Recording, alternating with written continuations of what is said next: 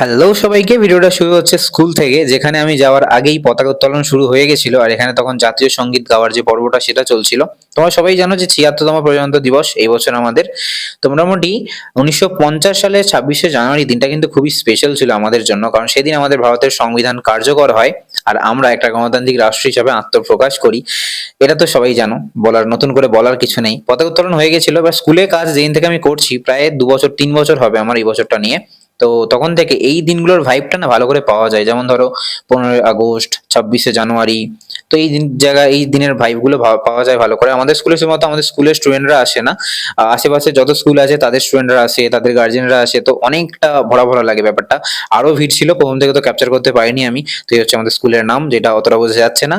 নাম হচ্ছে সিজবেরিয়া haven institute, স্থাপিত ১৯০০। দেখলে তো মোটামুটি। যাই হোক, এখানে সব পতাকা উত্তোলন হচ্ছে, আর ওখানে বাচ্চারা মানে খেলাখেলি করছে সবাই। তো মোটামুটি যেগুলো সব ছড়ানো ছিল না ওই ওই পতাকার নিচে, ওইগুলো নিয়ে সব নিজেরাই ছড়াচ্ছে। কেউ ব্যাগ করে নিয়ে চলে যাচ্ছে, ওদের আলাদাই মজা। তো এখানে দেয়া হচ্ছে হচ্ছে বিস্কুট দেয়া হচ্ছিল, কেক দেয়া হচ্ছিল। তো এবার ভেতরে আসি, এগুলো হচ্ছে আমাদের স্কুলের স্টুডেন্টরা, সবাই অবভিয়াসলি আসেনি। যতজন আছে তার হয়তো 50% হয়তো এসেছে, এমন না হলে বসানোর জায়গা থাকতো না। এই একটা রুমের মধ্যে সবাই ভিডিও করছে ম্যামেরা, আর এনারা এখানে বসে আছেন পতাকা হাতে নিয়ে। আর এটা আমাদের টিফিন, যেটা আমাদের দেওয়া হয়েছিল। এখানে মিষ্টি ছিল শীতলা থেকে। আর এবার দেখাই ভেতরে কি কি রয়েছে। তো হাত দিয়ে ভাবলাম খুলে দেবো, টেপ ছিল একটা, বাট খোলা যাচ্ছিল না কোনো মতেই। বাট চেষ্টা আমি ছাড়িনি, করছিলাম। বাট সেদিন দেখলাম যে চেষ্টা করার থেকে আগে বের করে খেয়ে নি, সেটা লাভ হবে। তো আমি তাই কাঁচি আনলাম একটা, এবং কাঁচি নিয়ে কুচকুচ করে কাটার চেষ্টা করছি। এটা তাও একটু অসুবিধা হচ্ছিল, কারণ এক হাতে আমার ছিল ফোনটা। তো যাই হোক, মোটামুটি অবশেষে কাটলাম, এবং কাটার পরে দেখি প্রচুর পরিমাণে মিষ্টি রয়েছে এখানে। আর সব মিষ্টিগুলোই কিন্তু খুব ভালো খেতে, ঠিক আছে। তো শীতলার মিষ্টি এমনি ভালো হয় খুব। কারা কারা খেয়েছো এই মিষ্টিগুলো আমাকে জানিও। নাম আমি একটারও জানি না। আর এখানে মা ভাজছিল কোনো একটা মাছ, নামটা আমি জেনে নিয়েছিলাম ভয়েস ওভার করার আগে, বাট এখন আমি ভুলে গেছি, কারণ ভয়েস ওভারটা অনেকটা পরে করছি। তো যাই হোক, মাছ কি আমি জানি না, ভাজা হচ্ছে এটাই ভালো, কিন্তু মাছটা আমি খাইনি তাও। এটা হচ্ছে ব্যাপার। মাছ টাছ কিছু খাই না আমি তেমন একটা, আমি শুধু কাতলা মাছ খাই, বাকি কোনো মাছই আমি খাই না। ভোলা মাছ, ইলিশ মাছ, কোনো মাছই আমার ভালো লাগে না। যাই হোক, মা ছিল না, বাপি ছিল না, গেছিল হচ্ছে দাদার কাছে। আর সেই জন্য আমি এখানে কি বলে করছিলাম হচ্ছে কফি। একদম রাত্রিবেলা সব ব্যাচ শেষ করার পর প্রায় ৭:৩০টার সময় আমি এখানে কফি করছি। তো এখানে প্রথমে নিলাম চিনি, ১ চামচ চিনি দেবো। এটা ১ কাপের থেকে একটু বেশি আছে, মানে ছোট কাপের ১ কাপের থেকে একটু বেশি আছে। বড় কাপের ১ কাপ হয়ে যাবে। বড় কাপটা আমি পাইনি, বাট আন্দাজে নিয়েছিলাম। বড় কাপের মতোই জলটা হয়ে গেছিল। তারপর এখানে দুধ নেওয়া হচ্ছে। এক হাতে বলে ডিস্টার্ব হচ্ছে, বাট ভিডিও করা আগে, তারপর কফি, কারণ কন্টেন্ট বার করতে হবে। কন্টেন্ট ছিল না।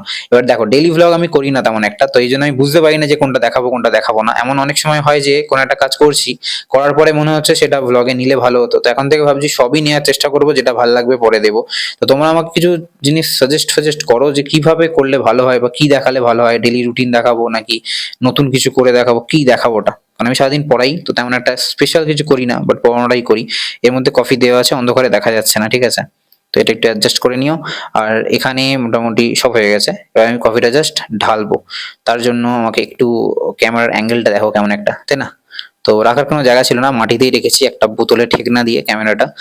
ট্রাইপডটা আমার এতটাই বড়, আমি ঠিক মতো অ্যাডজাস্ট করতে পারি না। আর মনে হয় ওটা ইউজ করতে গেলে আমার একটা টাইম চলে যায়। ছোট ট্রাইপড যবে কিনবো তবে হবে। বাট ওই ট্রাইপডটা অন্য সময় কাজে লাগে, আমি কোনো কোচিং এর ভিডিও শুট করলে বা কোনো দাঁড়িয়ে কোনো ভিডিও শুট করলে তখন কাজে লাগে। বাট এখন এই সিনারিওতে আমার ওই ট্রাইপডটা অতটা কাজে লাগছে না। তো আমার একটা গরিলা পড লাগবে, বাট এখন আমি ওই বাজেটটা করতে পারবো না। একটু রিচ আসুক, একটু কিছু হোক, তারপর ওই বাজেটটা আবার করবো। বেশি বাজেট নয় জানি, ৫০০-র মধ্যে হয়ে যাবে, বাট তাও আমি ওটা করতে এখন চাই না। এখন যে ট্রাইপডটা যেটা দিয়ে চালাবো, বা মোটামুটি হাত ফাত দিয়ে চালিয়ে নেবো। তো দুধটা কফির মধ্যে ঢেলে দেওয়া হচ্ছে, তার আগে গুলিয়ে নিচ্ছিলাম।